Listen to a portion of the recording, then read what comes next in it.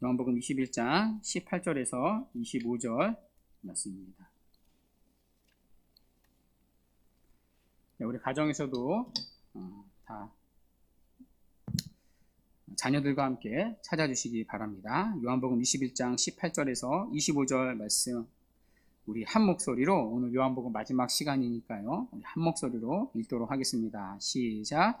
내가 진실로 진실로 내게 이르노니 내가 젊어서는 스스로 띠뛰고 원하는 곳으로 다녔거니와 늙어서는 내 팔을 벌리리니 남이 내게 띠띠우고 원하지 아니하는 곳으로 데려가리라. 이 말씀을 하심은 베드로가 어떠한 죽음으로 하나님께 영광을 돌릴 것을 가리키심이로라. 이 말씀을 하시고 베드로에게 이르시되 나를 따르라 하시니 베드로가 돌이켜 예수께서 사랑하시는 그 제자가 따르는 것을 보니 그는 만찬석에서 예수의 품에 의지하여 주님을 파는 자가 누구오니까 묻던 자더라. 이에 베드로가 그를 보고 예수께 여짜오되 주님, 이 사람은 어떻게 되겠사옵나이까? 예수께서 이르시되 내가 올 때까지 그를 머물게 하고자 할지라도 내가 무슨 상관이냐? 너는 나를 따르라 하시더라. 이 말씀이 형제들에게 나가서 그 제자는 죽지 아니하겠다 하였으나 예수의 말씀은 그가 죽지 않겠다 하신 것이 아니라 내가 올 때까지 그를 머물게 하고자 할지라도 내게 무슨 상관이냐 하신 것이로라. 이 일들을 증언하고 이 일들을 기록한 제자가 이 사람이라. 우리는 그의 증언이 참된 줄 아노라. 예수께서 행하신 일이 이 외에도 많으니 만일 낱낱이 기록된다면 이 세상이라도 이 기록된 책을 두기에 부족할 줄 아노라. 아멘. 오늘은 너는 나를 따르라 라는 제목으로 하나님 말씀 증거하도록 하겠습니다. 오늘은 드디어 요한복음 마지막 시간입니다. 제가 홈페이지를 검색해 보니까요, 요한복음을 처음 설교한 날짜가 2019년 7월 7일이었습니다. 오늘이 2021년 9월 26일인데요. 요한복음만 무려 2년 3개월에 걸쳐 우리가 함께 살펴봤습니다. 긴 시간 동안 지루하다, 다른 것 좀 들어보자, 그러다 주님 오시겠다, 그런 불평 한 번 없이 잘 따라와 주셔서 참 감사합니다. 오늘로써 요한복음을 마치고 다음 주부터는 사도행전을 함께 살펴보겠습니다. 지난 시간 예수님은 베드로에게 3번 똑같은 질문을 하셨습니다. 내가 나를 사랑하느냐? 3번의 질문에 또 베드로가 3번 대답합니다. 내가 주님을 사랑하는 줄 주님께서 아시나이다. 자, 그때마다 주님은 베드로에게 사명을 주셨습니다. 내 양을 먹이라, 내 양을 치라, 내 양을 먹이라. 공적으로 베드로의 사도직을 회복시켜 주셨습니다. 자, 여기까지는 요한복음의 분위기가 참 좋습니다. 만일 제가 요한복음의 내용으로 영화를 찍는 감독이라면 요한복음의 엔딩을 여기서 끝냈을 것입니다. 끝까지 제자들을 찾아오신 주님의 사랑, 그리고 그 끝까지의 주님의 사랑으로 회복된 제자들의 모습, 그리고 함께 해변가를 거니는 예수님과 제자들의 따뜻한 뒷모습, 그러면서 영화의 엔딩 자막을 올렸을 것입니다. 그러나 요한복음은요, 여기서 끝나지 않습니다. 진짜 에필로그의 엔딩은 오늘 본문에 있습니다. 문제는 오늘 본문의 엔딩이 그리 감동적이지 않다는 것입니다. 우리가 영화나 드라마를 봐도요, 해피 엔딩을 원합니다. 주인공은 웬만하면 끝까지 살았으면 하는 마음이 있고요, 또 착한 사람은 꼭 좋게 끝나기를 원하는 마음이 있습니다. 어쨌든 결말은 서로가 훈훈하게 끝났으면 하는 마음이 있습니다. 실제로 다른 복음서를 보면요, 모든 복음서의 엔딩은요, 훈훈하게 끝납니다. 먼저 이 마태복음의 엔딩 장면이 마태복음 28장 20절인데요. 우리 함께 읽도록 하겠습니다. 시작. 내가 너희에게 분부한 모든 것을 가르쳐 지키게 하라. 볼지어다 내가 세상 끝날까지 너희와 항상 함께 있으리라 하시니라. 아멘. 아멘. 자, 승천하시기 전에 예수님은요, 제자들에게 위로의 약속을 하십니다. 세상 끝날까지 너희와 항상 함께 있으리라. 그러니까 제자들에게 위로와 소망을 주십니다. 자, 마가복음도 다르지 않는데요. 자, 마가복음의 엔딩이 마가복음 16장 20절 말씀입니다. 함께 읽어보도록 하겠습니다. 시작. 제자들이 나가 두루 전파할세 주께서 함께 역사하사 그 따르는 표적으로 말씀을 확실히 증언하시니라. 아멘. 자, 마가복음의 엔딩 역시요, 마태복음과 다르지 않습니다. 그러니까 주께서 제자들과 함께 역사하사, 그러니까 주님께서 제자들과 함께 하신다는 위로와 소망의 메시지로 끝납니다. 자, 그 결과 그들은 담대하게 복음을 전합니다.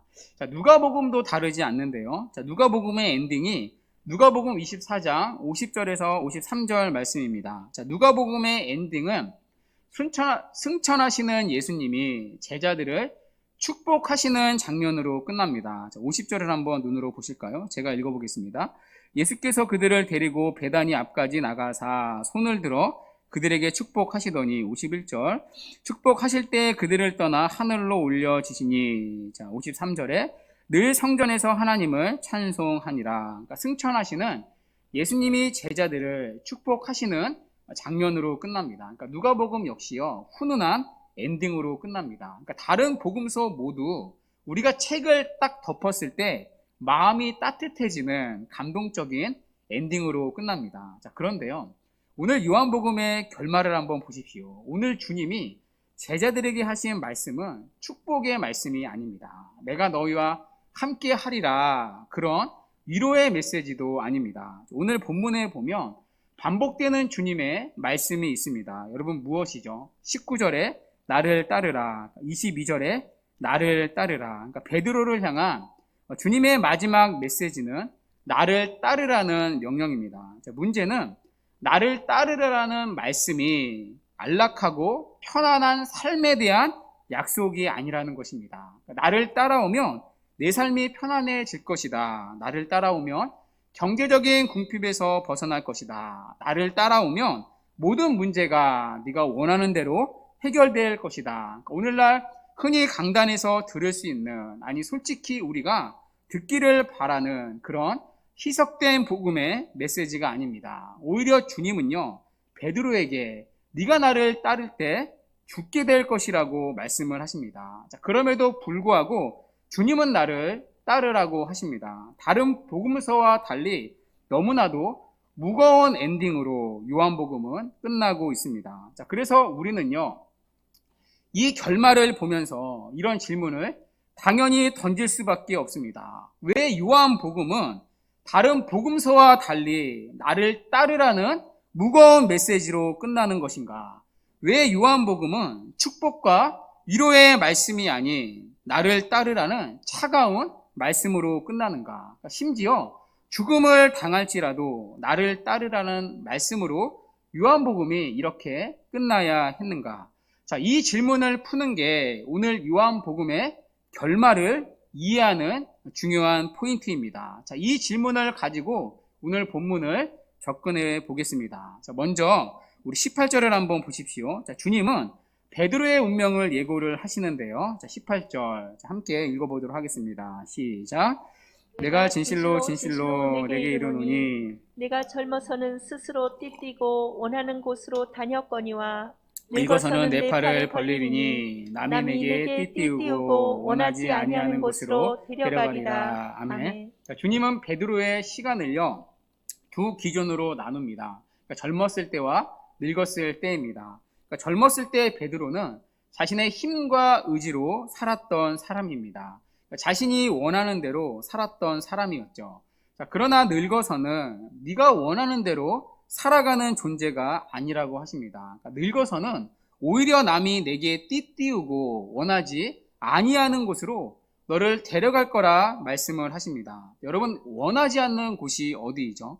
오늘 본문에 보시면 내 팔을 벌리는 곳이라고 말합니다. 여러분, 내 팔을 벌리리니 어떤 장면이 떠오르죠? 십자가에 매달리는 장면이 떠오릅니다. 그러니까 실제로 이 고대 사회에서 내 팔을 벌리리라는 표현은요, 십자가의 죽음을 의미했다고 합니다. 그러니까 지금 주님은 베드로가 십자가에 못 박혀 죽을 것을 예언하는 것입니다. 자, 그래서 주님은 19절에서 팔을 벌리는 것과 죽음을 연결시키고 있습니다. 자, 그리고 이러한 베드로의 죽음을 통해 하나님은 영광을 받으신다고 하십니다.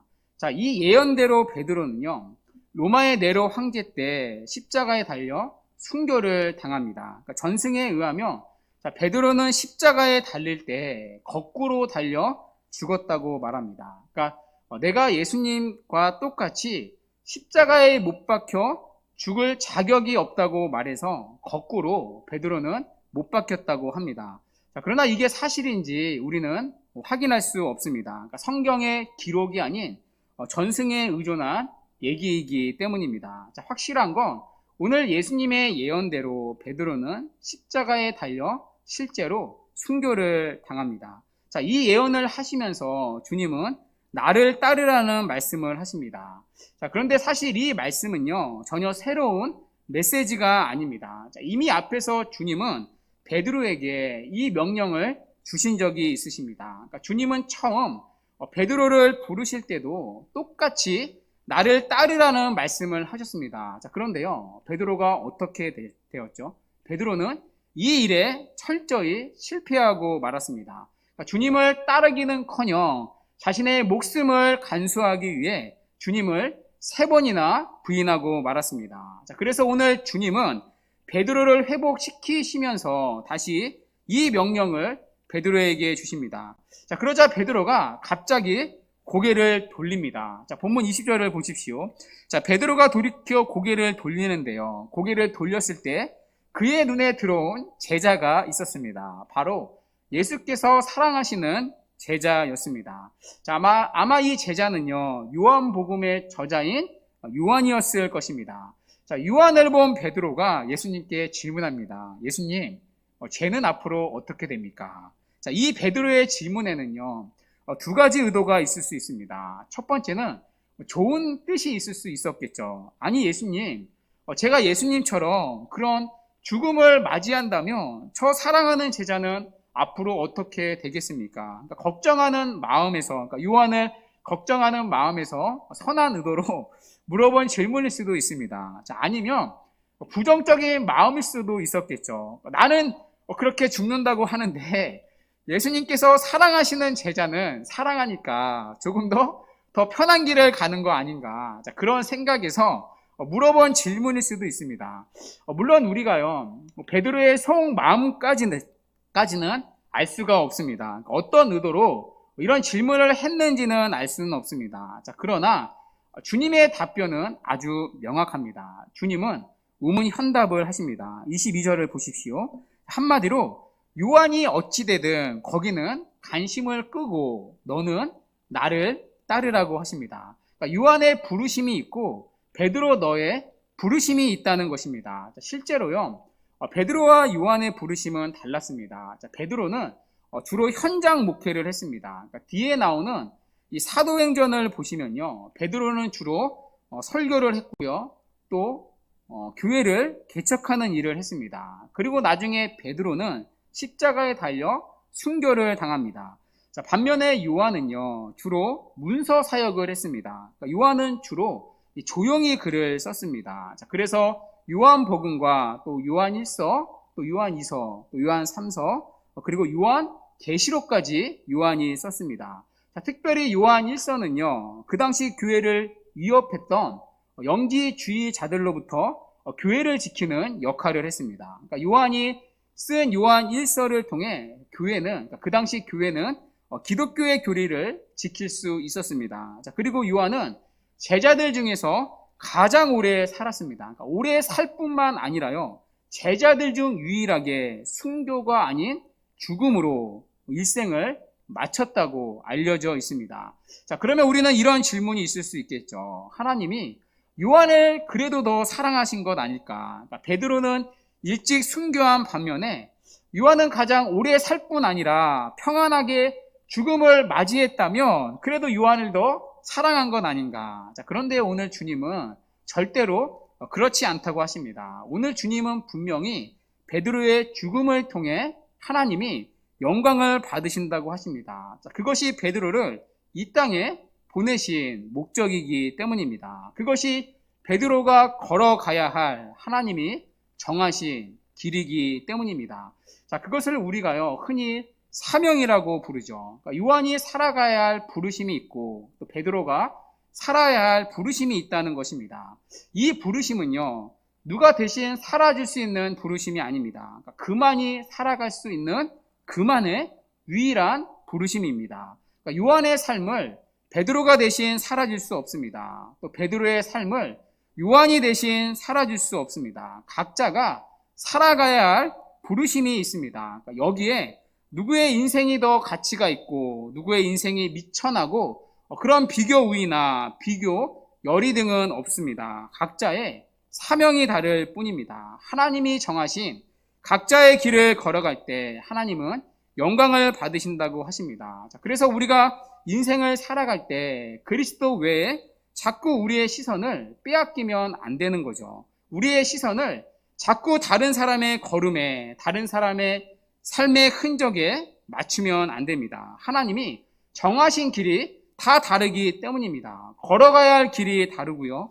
그리고 그 속에서 예배하신 하나님의 은혜가 다르고요. 그리고 하나님이 받으실 각자의 영광이 다 다릅니다. 그러니까 똑같은 주님을 섬기지만 모두가 같은 길을 걸어가는 것이 아닙니다. 똑같은 목사라도요, 부르심의 길이 다릅니다. 받은 은사와 쓰임받는 용도가 다릅니다. 누군가는 이름도 빛도 없이 정말 오지의 선교사로, 누군가는 농촌으로 들어가 조용히 목회하는 분들도 계십니다. 자, 똑같은 성도라도요, 부르심의 길이 다릅니다. 저와 같이 믿지 않는 가정에서 신앙생활을 시작하는 분들도 계실 것입니다. 그래서 믿지 않는 가정을 구원해야 할 부르심이 있는 분들도 계십니다.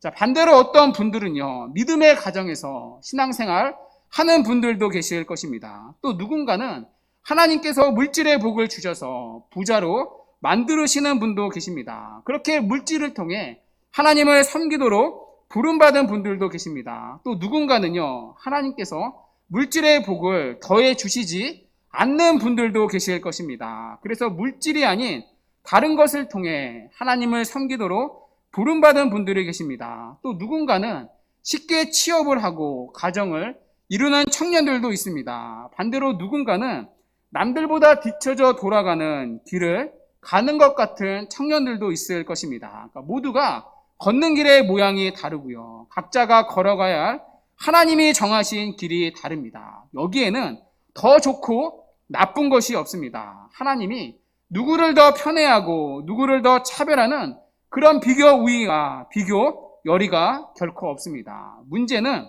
우리가 주님의 손에 이끌려 살아가느냐에 있습니다. 우리를 불러주신 그 길에서 오늘도 그리스도 그분을 따라가느냐에 있습니다.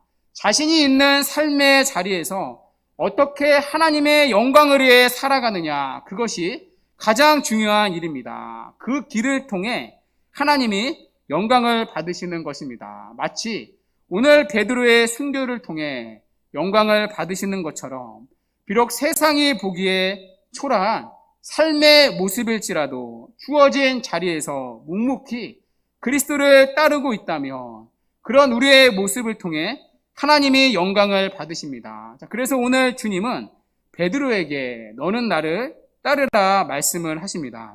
자, 특별히요, 이 너는 나를 따르라 이 문장을 헬라어로 보면 좀 특이한 점이 있습니다. 자, 헬라어에서는 어떤 문장을 쓸 때는요, 가장 앞에다가 동사를 씁니다. 자, 그런데 동사보다 뭘 앞에 쓰면요, 그건 강조 용법입니다.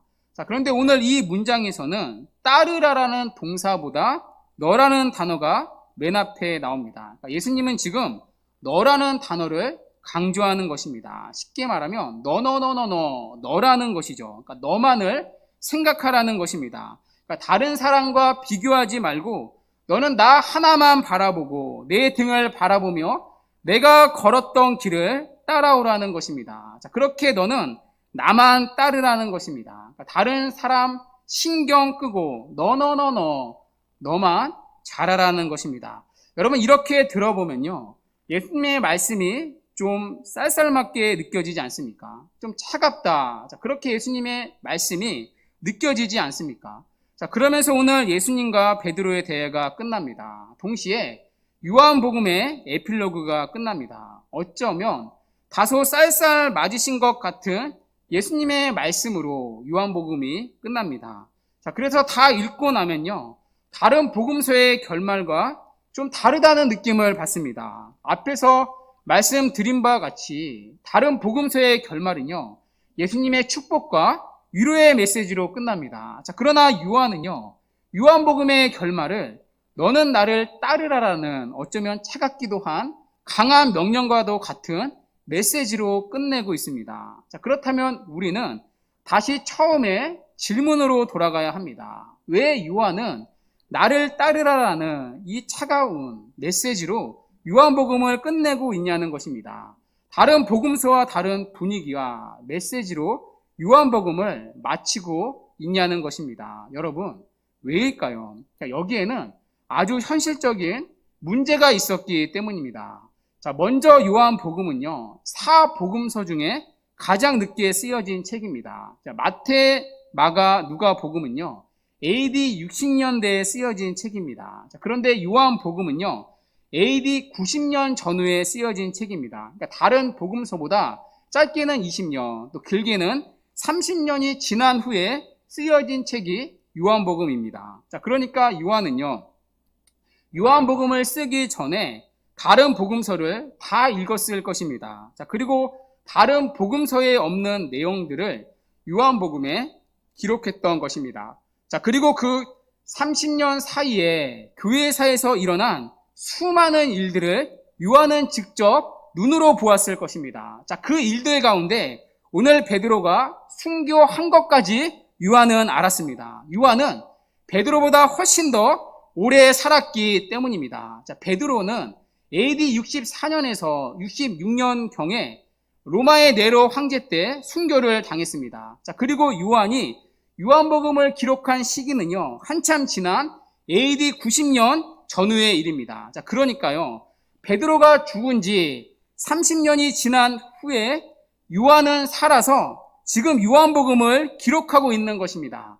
자, 아마 이때 요한은요, 늙은 할아버지였을 것입니다. 80대 혹은 90대의 할아버지였을 것입니다. 요한복음을 쓸 때 이미 요한은 자신의 동료였던 베드로가 십자가에 달려 순교한 사실을 알았습니다. 주님의 이 예언대로 베드로가 십자가에서 죽었다는 것을 알았습니다. 그 일을 회상하며 30년이 지난 이 시점에서 지금 요한은 요한복음의 결말을 쓰고 있는 것입니다. 자, 그리고 그때 예수님께서 베드로에게 하신 나를 따르라는 말씀으로 요한복음을 마치고 있습니다. 왜냐하면 이 당시 베드로만 순교한 것이 아니었기 때문입니다. 베드로의 순교가 교회사의 마지막 순교가 아니었기 때문입니다. 사도행전에서 이방인들에게 복음을 전한 바울 역시도 순교를 당했습니다. 바울만이 아니었죠. 여러분, 요한은요, 디모데의 후임으로 에베소에 가게 됩니다. 그러니까 요한복음을 이 에베소에서 썼다는 그런 기록이 있는데요. 자, 디모데는 바울의 영적인 아들이었습니다. 그러니까 바울이 복음으로 낳은 아들이, 바울의 제자가 바로 디모데였습니다. 자, 그런데요, 그런 디모데마저 순교를 당했습니다. 자, 그래서 디모데의 후임으로 요한은 에베소에 가게 된 것입니다. 여러분, 요한은 예수님의 제자들 가운데 가장 오래 살았습니다. 제자들 중에 유일하게 혼자 남아 요한복음을 쓸 정도로 그는 가장 오래 살았습니다. 자, 그리고 그동안 자신의 동료들의 순교의 소식을 들었던 것입니다. 동료들뿐만이 아니라 그 동료들의 제자들의 순교의 소식도 들어야 했습니다. 그들뿐만이 아니었을 것입니다. 그리스도를 따르는 수많은 믿음의 사람들의 고난과 핍박을 눈으로 직접 보고 들었을 것입니다. 그들은 예수를 믿는다는 이유로 로마 황제로부터 수많은 말할 수 없는 핍박을 받았을 것입니다. 그들 중 다수는요, 가족의 생계가 달려있던 일터에서 쫓겨나는 일도 수없이 있었을 것입니다. 주변에 믿지 않는 가족들로부터 핍박도 받아야 했을 것입니다. 그들이 속한 공동체로부터 외로운 사회적 고립과 정서적 고립을 겪어야 했을 것입니다. 세상에서 그리스도를 따른다는 이유로 멸시와 조롱을 받는 수많은 그리스도인들이 있었을 것입니다. 하나님의 말씀을 지킨다는 이유로 수많은 환난과 손해를 감수하는 그리스도인들도 요한은 수없이 보았을 것입니다. 자, 그리고 그것을 본 어떤 사람들은 그리스도를 배도했을 것입니다. 다른 복음서들이 다 쓰여지고 난 이후에 30년의 기간 동안 요한은 그리스도를 떠나는 교회 안에 수많은 사람들을 보았을 것입니다.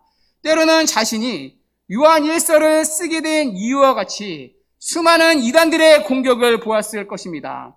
그리고 그 이단들의 잘못된 가르침에 넘어간 자들도 보았을 것입니다. 요한은 혼자 남아 그 모든 일을 보았을 것입니다.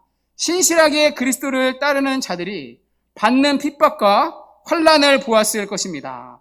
그럼에도 불구하고 끝까지 그리스도를 따르는 믿음의 사람들을 보았을 것입니다.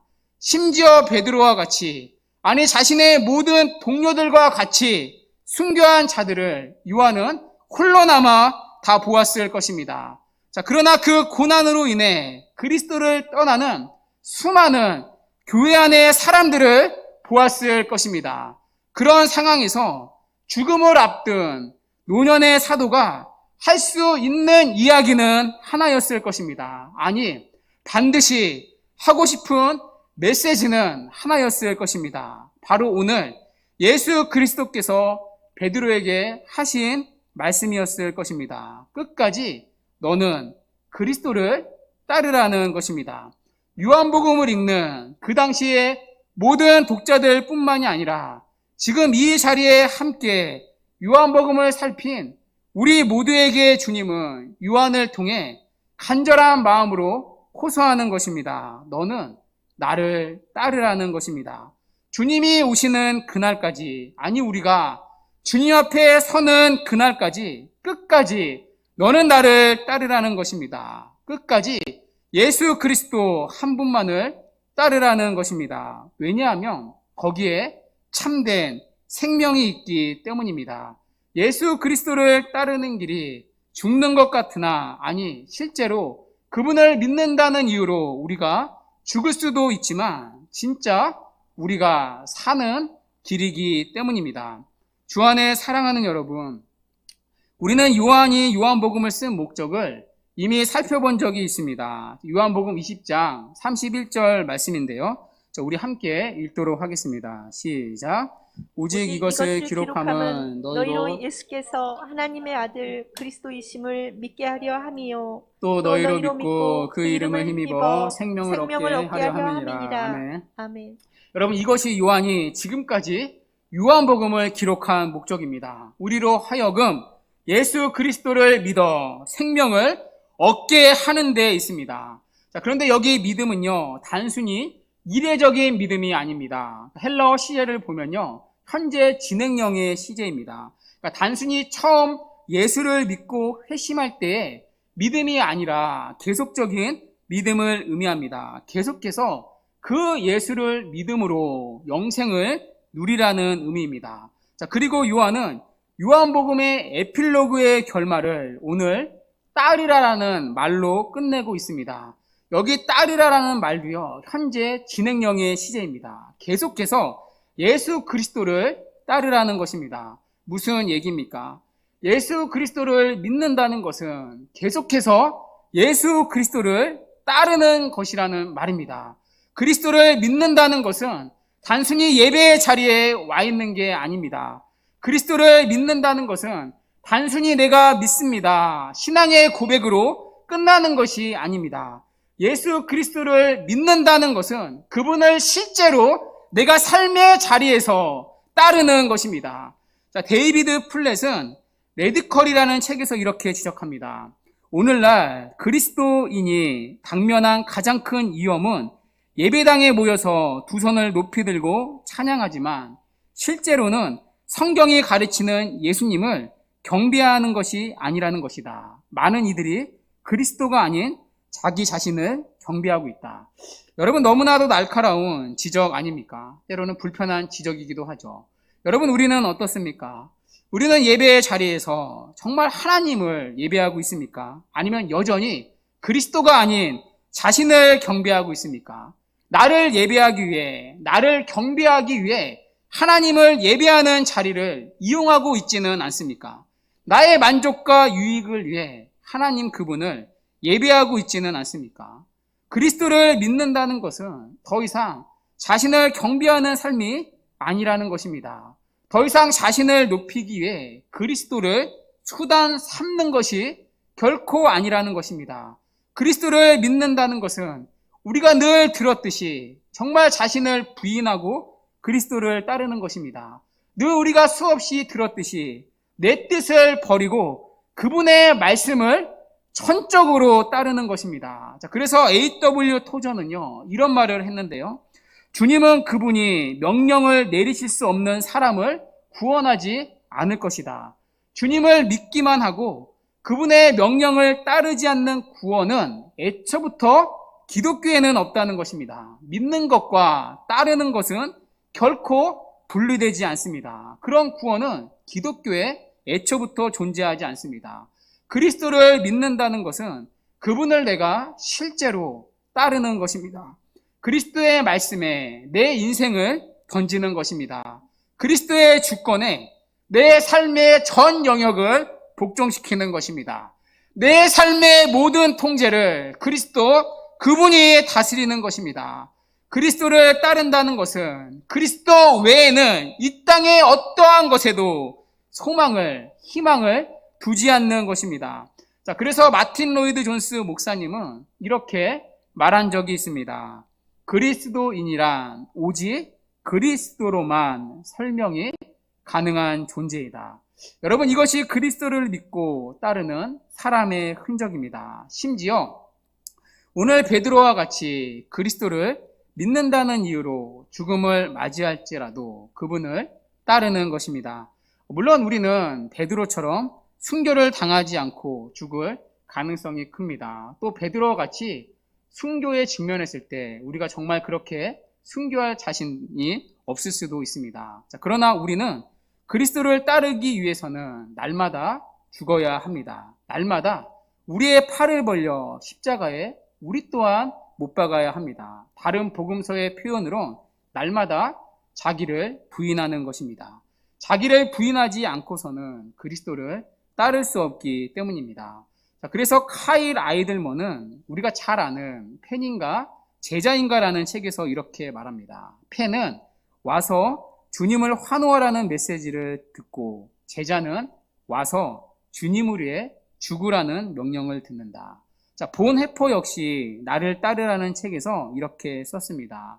그리스도께서는 인간을 부르실 때 와서 죽으라고 명하신다.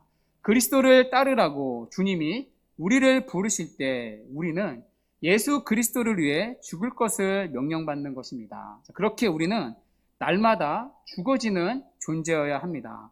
그럼에도 불구하고 그리스도를 아는 자들은, 그리스도를 진실로 만난 자들은, 그리스도를 참되게 믿는 자들은 그 그리스도를 따릅니다. 왜냐하면 그 길이 진짜 우리가 사는 길임을 알기 때문입니다. 그것을 우리는 결코 부인할 수 없는 자들이기 때문입니다. 왜냐하면 거기에 그리스도를 믿음으로 말미암아 주어지는 참된 생명, 영원한 생명이 있기 때문입니다. 오히려 그리스도를 따르기를 거절한 대가는 그리스도를 따르기 위해 치르는 값과는 비교할 수 없을 만큼 클 것입니다. 거기에는 영원한 하나님의 진노와 형벌이 있기 때문입니다. 주 안에 사랑하는 여러분, 우리는 긴 시간에 걸쳐 요한복음을 함께 살펴봤습니다. 요한복음을 살펴본 것은 다른 이유가 아닙니다. 여러분 모두가 예수 그리스도를 진정으로 믿기를 바라는 마음이 있었기 때문입니다. 그리스도의 이름을 믿을 때 우리는 참된 생명, 영원한 생명을 얻을 수 있기 때문입니다. 그리고 오늘 주님은 요한을 통해 우리에게 말씀을 하십니다. 너는 나를 따르라. 주 안에 사랑하는 여러분, 간절히 바라기는 예수가 그리스도라는 사실이 믿어지는 은혜가 우리 모두에게 있기를 바랍니다. 그리고 여러분이 믿게 된 주님을 계속해서 여러분의 남은 여생 동안 신실하게 따르는 은혜가 있기를 바랍니다. 주님이 오시는 날까지, 아니 우리가 주님 앞에 반드시 서게 되는 날까지 여러분에게 주어진 삶의 자리에서 신실하게 주님을 끝까지 따르는 은혜가 있기를 바랍니다. 그래서 주님 앞에 서게 되는 그날까지 사나 죽으나 주님을 위해 살아가는 그런 복된 은혜가 우리 모두의 걸음 가운데 새겨지는 은혜가 있기를 주님의 이름으로 간절히 축원합니다. 아멘.